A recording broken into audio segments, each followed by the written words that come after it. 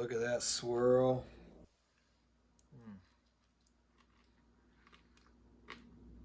That is delicious bread right there. Oh, dang.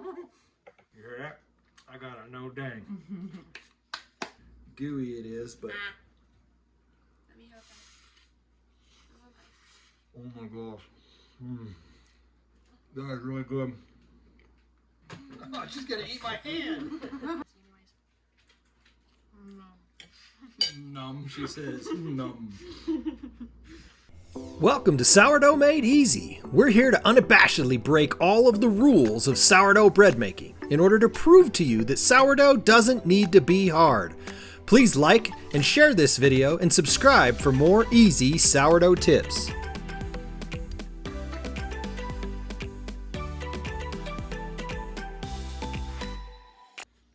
Hello, welcome back to Sourdough Made Easy. Today we've got an interesting one for you.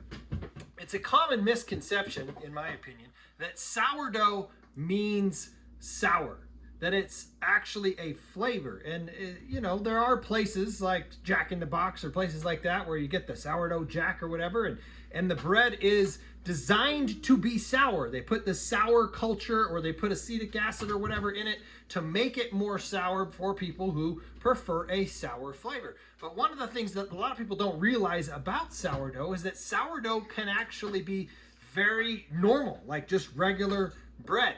And in fact, a lot of things that we've done in the past have been very sweet sourdoughs. And you know, so a lot of people think when you tell them you're going to do a sweet sourdough, they think, man, it just doesn't sound right. Sweet and sour bread doesn't sound right. And that's just because of this misconception out there that sourdough has to be sour. Now, it can be. A lot of people, most people, when they make sourdough, they long ferment the bread for as many as 24, 48, or even 36 hours. And the longer you ferment the bread, the more robust of a sour flavor it will have. With our Sourdough Made Easy method, you get to choose how sweet or normal do you want the bread versus how sour do you want the bread.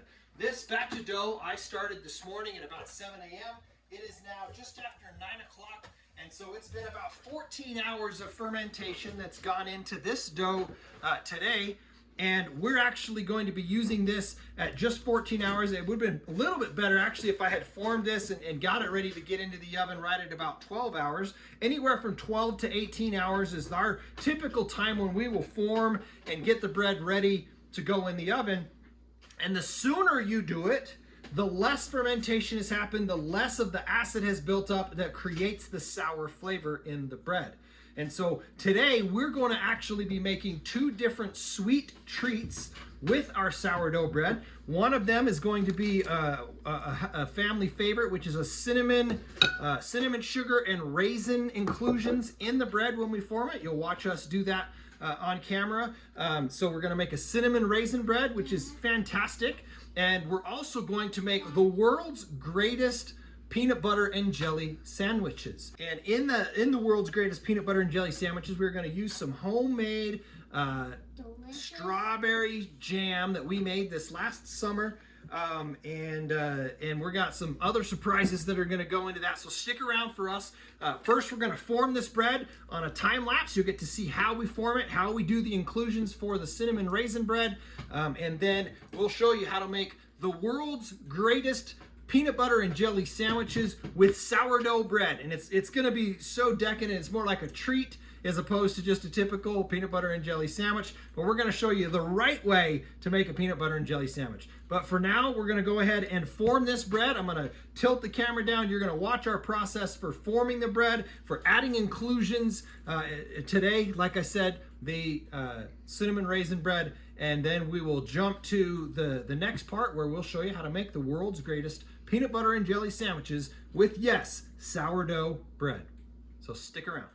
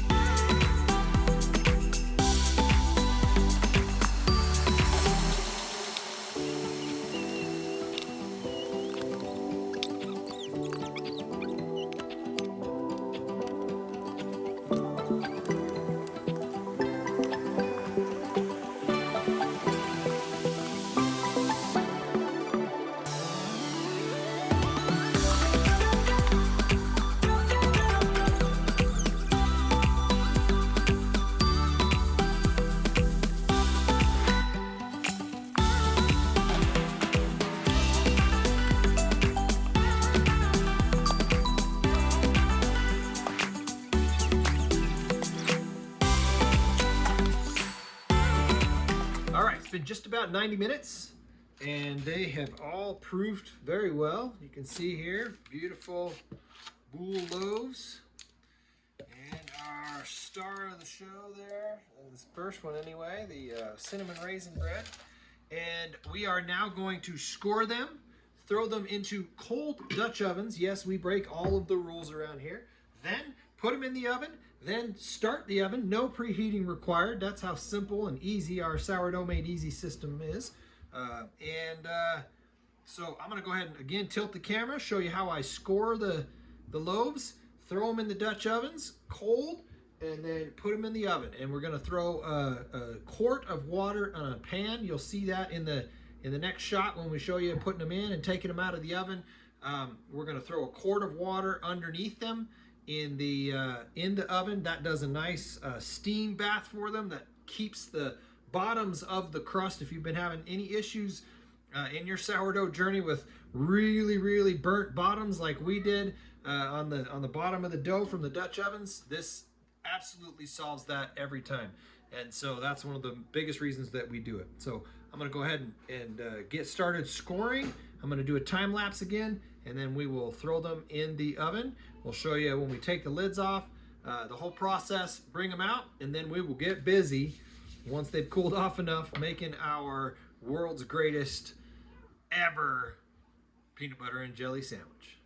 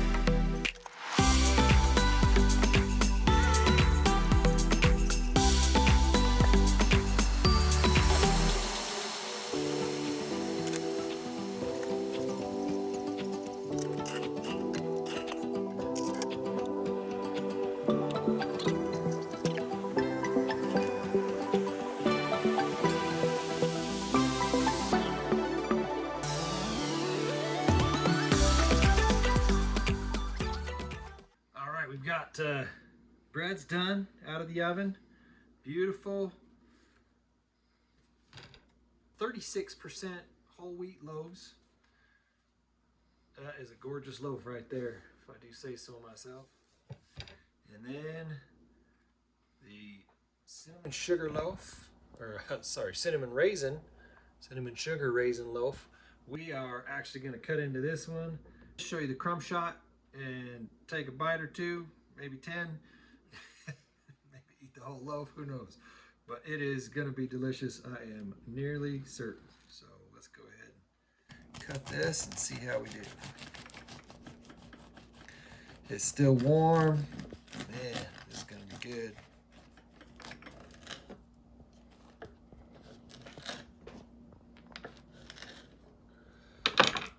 Look at that swirl.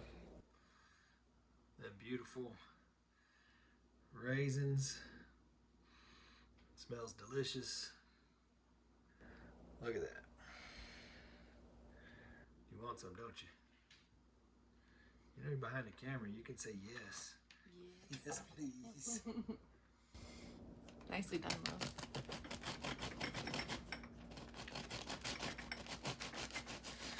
I'm cutting it when it's a little bit warmer than you would normally want to cut into it. Kind of smashes down a little bit, but I can't wait. Still tastes good. And it's going to taste amazing.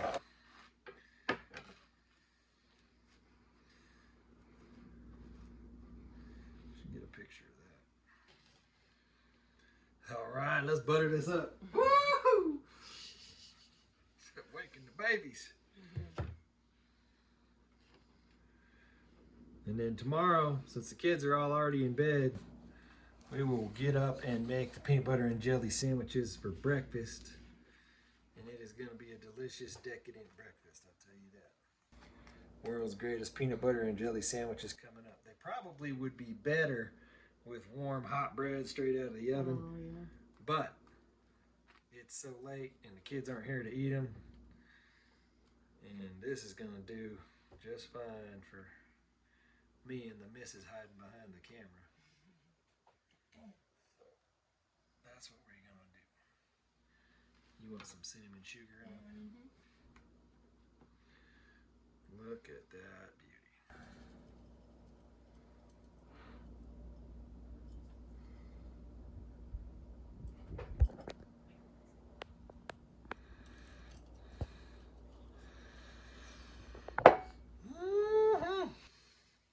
It's gonna be delicious. I kind of cut it wonky. Let's see, I cut it. So the one side is big. I hear you moaning and groaning over there. It tastes so good. That is delicious bread right there. Oh, dang. You hear that? I got a no dang. So on that note, I am going to put these away, go to bed, and I'll see you in the morning for our world's greatest peanut butter and jelly sandwiches. All right, welcome back. It is the morning, and as I suspected, my wife and I demolished this delicious loaf of cinnamon raisin bread last night. There was about half of it left, and then my daughter snuck out in the morning and had some. So these loaves don't last very long in our house, which is a testament, if you will, testimony to the fact that this is a delicious sweet loaf of sourdough bread. Now on to the rest of this video, which is, of course, making our greatest peanut butter and jelly sandwich ever. We're going to start, of course, with our delicious, this is our 36% whole wheat loaf that we made last night. You watched that process in the video. And of course, this loaf, in order to make a peanut butter and jelly, needs to be sliced. So we're going to go ahead and slice it. So, bread sliced. Magic of video editing. And then the next thing that we need to do actually is discuss the proper way to make a peanut butter and jelly sandwich. Now, a lot of people think that you should use crunchy or creamy. Well, in my opinion, the best way to make a peanut butter and jelly sandwich is to use both. A lot of people also think that you should put peanut butter on one side of the bread and jelly on the other side of the bread and then put them together. When in fact, you should put crunchy on one side of the bread, creamy on the other side of the bread, and jelly in the middle. And then, in order to just put it over the top, if you haven't done this before, you've got to try it. We're actually going to put a banana in the middle. So we're going to have homemade strawberry jam, strawberry banana peanut butter and jelly sandwich. But in order to do that, of course, we need to slice the banana.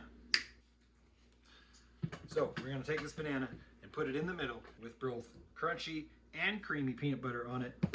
And then the kicker you're going to love here in just a second once we get this all assembled. So now I'm going to time lapse myself assembling the greatest peanut butter and jelly sandwich in the world. And then I'm going to show you what we do next, because we're not done here yet, folks.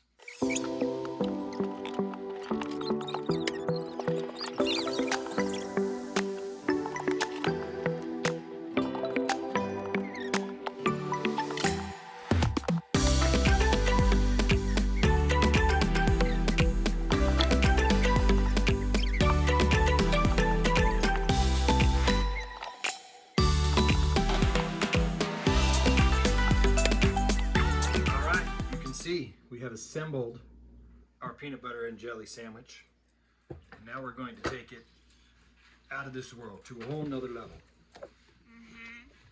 And that is by grilling it like a grilled cheese.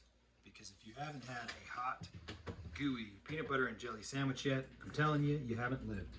So, first step in that process Is the buttering. is to butter both sides of the sandwich, which is tricky given that the insides are so substantive. They're gonna Try to squish out. squish out when you flip it over and whatnot. But trust me, the end result is totally gonna be worth it. Ripping. All right, so we've got the first side buttered, you can see there.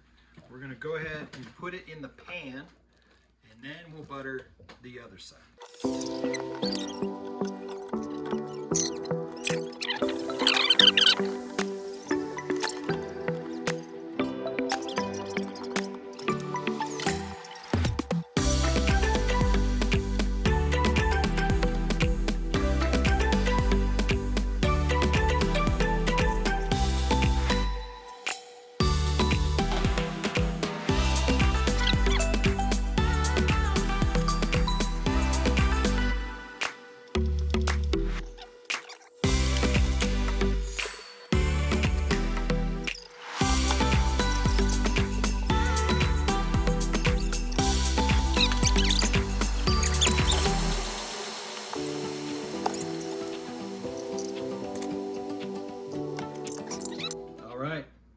There you have it.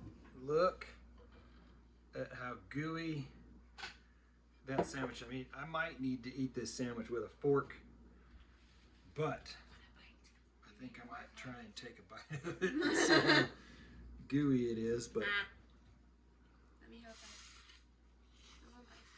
a bite. oh my gosh. That is really good. Get yourself a plate. You can have this. Brad can have the other part. I thought Mom wanted one. Your mom decided she wants hers even better. What does that mean? Hers is going to be grilled or French I can't think. French toasted. That's mine. But you got to take a bite. Tell the folks on the camera what you think. I just got goo all over the bottom. If I can pick it up. Maybe you want to get a fork with my hands. That's one of the reasons that you do cook it and heat it up like that, is because then it gets nice and gooey, runny. Let me see. Peanut butter. It's so good. So good. You got your banana on it, right? Mm-hmm. Anyways. Numb, she says. Numb. I gotta admit, I totally messed up and forgot the final ingredient, which is powdered sugar on top.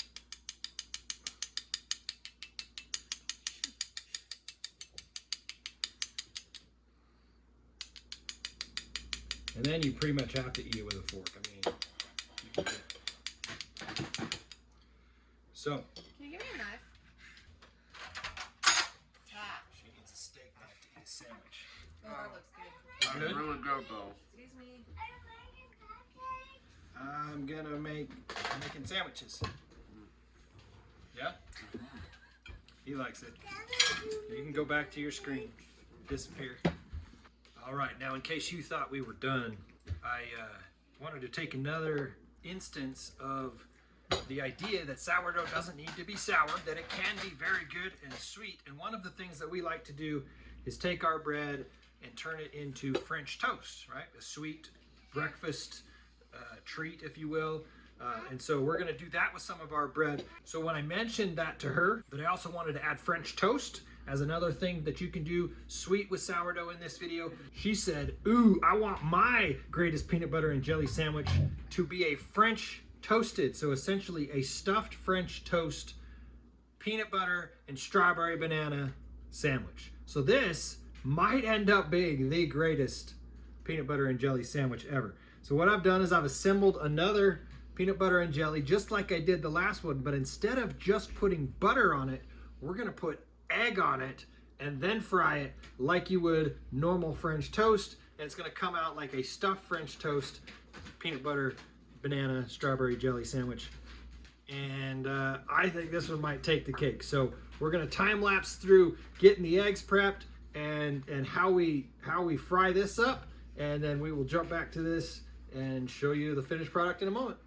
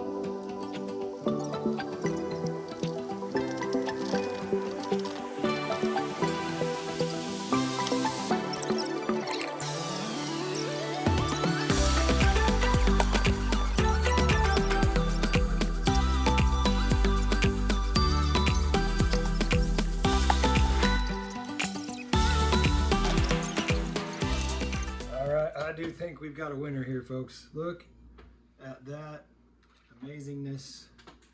We'll put some high def pictures up over this so you can see how beautiful that turned out. You do a side by side of the two. But that is epic. And I'm going to steal a bite from my beautiful wife before I give it to her.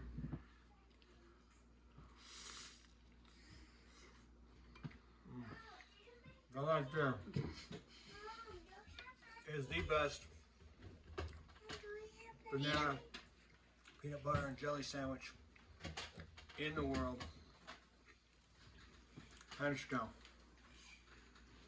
I'm going to pass it off to my wife. Finished making these for the kids. Oh, and by the way, you saw on video, I did do, she wants her sandwich, man. I did do some French toast as well. You want some French toast? I got some for pancakes. This is like pancakes. So I made French toast as well. So there you have 3 different examples of sweet sourdough bread that doesn't taste at all sour. My kids are devouring it. My wife is devouring it. And my youngest, she hasn't even had any yet, but she will. And Tommy wants more. So I got to make a bunch more. But for that, we're going to call this video a wrap. We got French toast. We got cinnamon raisin bread. And we've got the world's greatest peanut butter and jelly sandwiches ready for you to try. Go ahead and leave us a comment if you try this recipe out. Let us know what you think. We'll talk to you later. Delicious. We'll see you on the next video. Bye. It's so delicious. I'm gonna die. All right, so Addie wanted to try hers. Go ahead, tell them what you think. Is this going to be the best peanut butter and jelly sandwich you've ever had? Here, I'll hold it. It's still a little bit warm. Take a big bite. Oh, she's going to eat my hand. Drop. Addie, you just need to put it in your mouth again. Don't inhale the sugar. Is that yummy or what? Here you go. All right, we'll see you on the next video, everybody. We hope you've enjoyed our Sourdough Made Easy video. Thanks for watching. Make sure to like and share this video and subscribe to get more easy sourdough tips. And don't forget to hit the notification bell to be notified when we post our next videos. And check out sourdoughmadeeasy.com for tons of easy, no auto lies, no levain, no knead, no stretch and fold, no babysitting your bread for hours on end recipes. And while you're there, pick up a free 93-year-old sourdough starter. Thanks, and we'll see you on our next video.